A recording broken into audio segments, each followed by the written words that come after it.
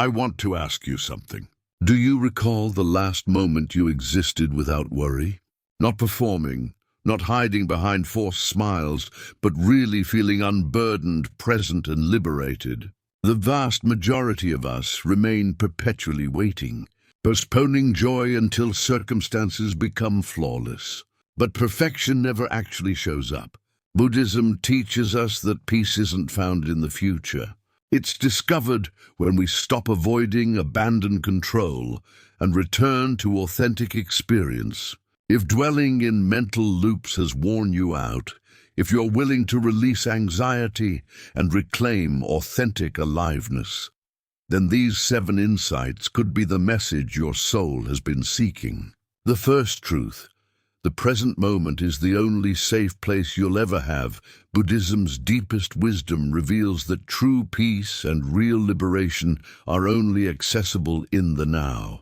This might seem straightforward, yet when you genuinely grasp it, everything transforms. What's behind us has vanished. It only lives in your memories. What's ahead hasn't occurred. It resides only in your mind's constructions. But anxious thoughts disregard this truth.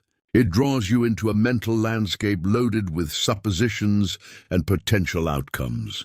It generates disaster scenarios, fabricates fears from emptiness, and makes you believe peril is perpetually imminent. And because you keep thinking about those fears, your body and mind start to react as if they're real, even though you're completely safe right now. While worrying, you're not engaging with the real present you inhabit. You're residing in a non-existent future. You're suffering through events that exist only in your mind. That's the extent of thought's influence. They're capable of stealing the tranquility that's presently available. Yet when you return your attention to what's genuinely occurring, your breathing's rhythm, the sensation of your feet touching earth, the ambient sounds, a transformation happens. Your nervous system begins to calm down. Your chest experiences a lifting sensation. Your cognitive speed diminishes as the present is not simply intellectual. It's a territory, a safe harbor. It's the only space where life is actually happening. All other content is just interference. And here's the essential insight: anxiety evaporates when you're truly grounded in now. It thrives on mental projection. It dies in reality. When you're entirely rooted in this moment, there exists no place for worry about what's still to come. The mind may still try to pull you back into worry. It may whisper, "What if tomorrow brings bad news?"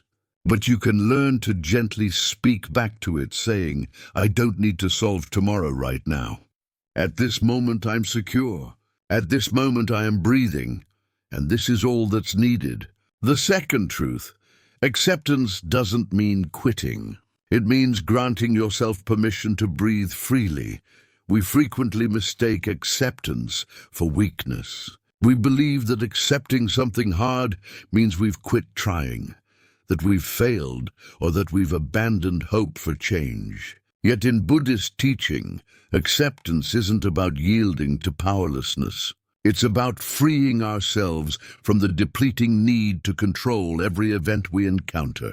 When you persistently struggle against what life offers, whether it's loss, failure, delay, or unexpected hardship, you create inner tension. That tension manifests as suffering, not because the situation is impossible to endure, but because your thoughts battle it so fiercely. Acceptance entails recognizing reality plainly and declaring, "This is what's taking place right now." It doesn't indicate you approve of it. It doesn't mean you don't care. It simply means you stop pretending it's not real. You cease investing energy in wanting it to be otherwise when presently it isn't. And once you achieve this, something deep within you expands. You stop contracting. You end the fight against what is, and in that relaxation you can finally draw breath again.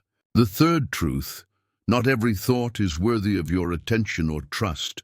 The human mind is an exceptionally powerful asset.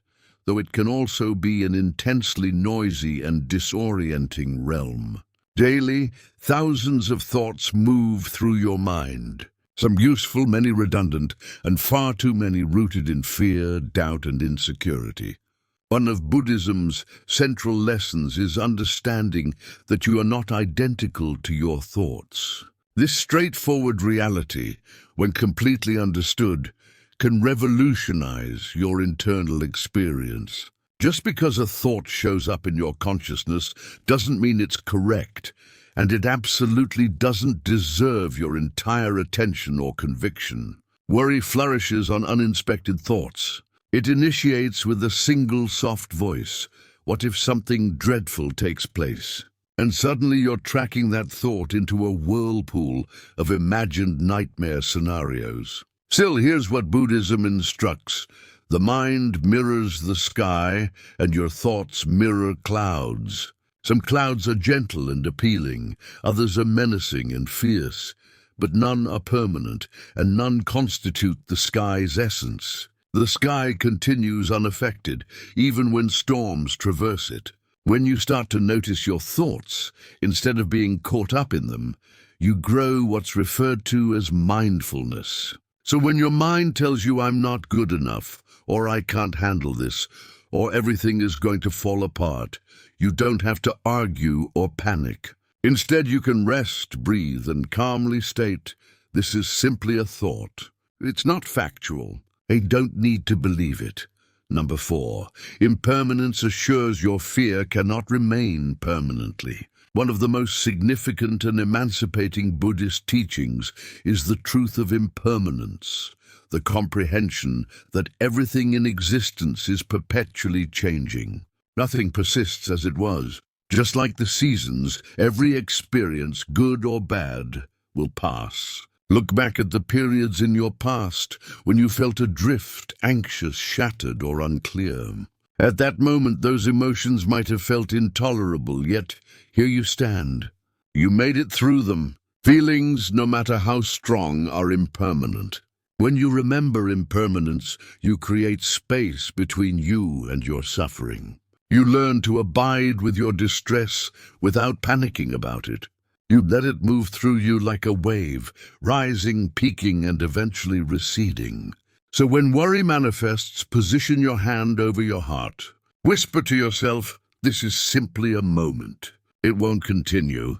I've overcome so many previously, and I'll pass through this one too. The 5th truth, let go of control. That was never your burden to carry. One of life's most significant sources of anxiety stems from the illusion of control, the conviction that if we think intensely enough, strategize extensively enough, or persist long enough, we can make everything unfold precisely as we desire. Buddhist philosophy presents us with another way. It directs us to act with clarity and wisdom, but without holding tight to outcomes. This means you do your best in every situation. You arrive wholly engaged. You channel your energy into what's significant. You act with awareness, but then you let go of the remainder. Releasing doesn't mean you cease to care. It means you quit torturing yourself over what you cannot command. The fact is, the future is not something you can entirely form with worry. It's molded by being present, taking action, and having trust. Number 6, respond tenderly to the inner voice that worries. Nearly everyone possesses an internal voice that worries, questions, overanalyzes, and anticipates disaster. This voice isn't trying to be cruel. In its own manner, it thinks it's safeguarding you. But over time, it can become a constant source of stress. Buddhism promotes compassion, not just for those around you, but for yourself as well. Rather than combating this internal voice, encounter it with softness. You can tenderly state, I see that you're fearful. I know you're only trying to keep me safe, but we are all right at present. When you move from self-condemnation to self-gentleness, something begins to repair inside. This is the essence of Buddhist self-compassion. encountering your thoughts and feelings with awareness and gentleness rather than criticism. The seventh truth. Joy is a practice you can initiate immediately. Many individuals spend their entire existence believing that happiness is something they must attain. Still, if you wait for life to be impeccable before permitting yourself to feel happy, you could wait perpetually. Buddhism kindly reminds us that joy is a daily practice, a decision to come back to this moment. Authentic joy is often silent. Sometimes joy is merely stopping to sense the sun's warmth on your skin, hearing the wind in the branches, or observing your breath moving in and out. You don't have to mend everything in your life to feel serenity. You only need to release the notion that happiness must be delayed.